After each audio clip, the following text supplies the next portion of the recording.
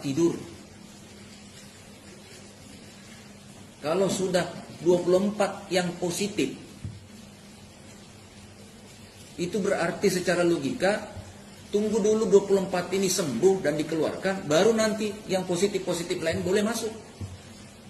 Sebab ruangan untuk isolasi bagi yang kena positif virus corona ini tidak sembarangan ruangan. Fasilitasnya harus khusus. Hari ini boleh jadi kita masih menganggap bahwa santai-santai saja karena kita belum kena. Tapi kalau ini sudah masih, kenapa sampai puluhan ribu meninggal di negara-negara maju? Itu karena rumah sakit sudah full. Sehingga ketika ada yang tertular berikutnya dan itu berstatus positif, mau masuk tidak mungkin lagi. Maka dilayanilah yang sudah terlanjur terlayani ini.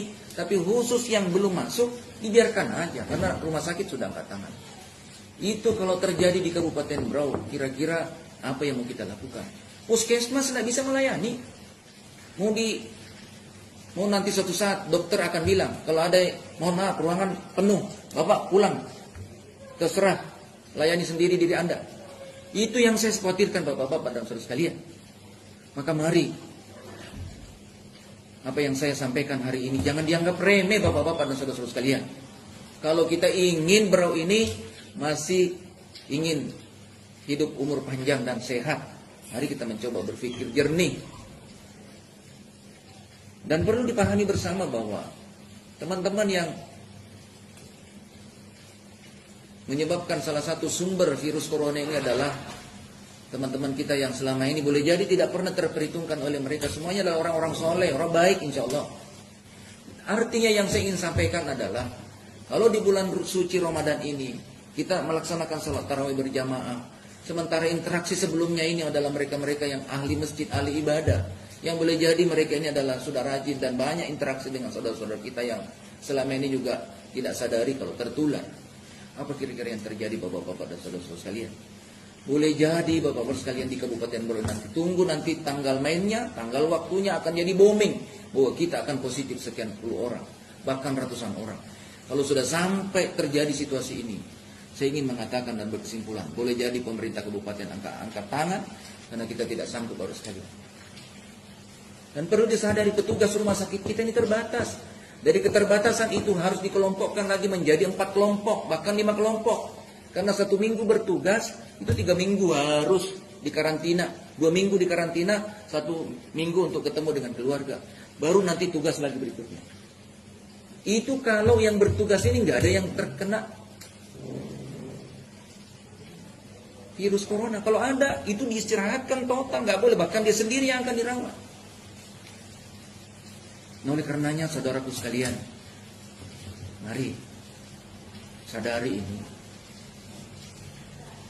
Mari kita mencoba berpikir jernih terkait dengan akidah. Saya kira hidup dan mati itu Allah Subhanahu wa taala yang menentukan. Benar itu. Tapi ini corona tidak kita ketahui. Boleh jadi tetangga kita, boleh jadi keluarga kita, boleh jadi istri kita sudah mendapatkan wabah itu dan pada akhirnya kita pun tertular. Itulah sebabnya maka WHO menganjurkan 2 hal. Hindari kerumunan, kemudian jaga jarak. Itu yang harus kita lakukan. Dan itu tidak mungkin kita di masjid tidak berkerumunan ketika salat berjamaah. Mungkin saudara-saudara sekalian ada yang mengatakan, kenapa di pasar masih dibuka?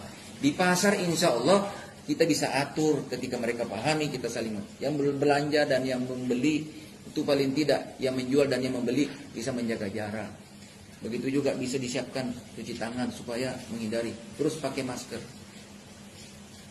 Itu kita lakukan sekalian dalam rangka untuk meminimalisir saudara-saudara kita yang terjangkit virus corona. Saya berharap mudah-mudahan sedikit informasi ini Bapak-bapak dan saudara-saudara warga masyarakat Kabupaten Berau bisa menyadari, dan mari kita menghindari perkumpulan dan menghindari interaksi untuk sementara waktu. Walaupun insya Allah solusi terbaik dalam rangka menyambut bulan suci Ramadan, mari kita bangun kesalehan untuk sementara di rumah kita masing-masing.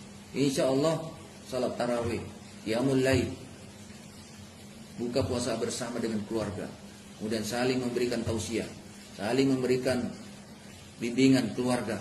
Ini momentum yang sangat tepat disediakan oleh Allah Subhanahu wa taala untuk kita dalam rangka untuk birrul walidain, untuk membimbing anak-anak kita, membimbing istri-istri kita di dalam rumah tangga kita masing-masing. Insya Allah itu akan menimbulkan keluarga yang mawaddah warahmah, saling sayang menyayangi dengan momentum ini. Karena selama ini boleh jadi kita kadang tidak pernah salat berjamaah dengan istri, bahkan boleh jadi dengan anak.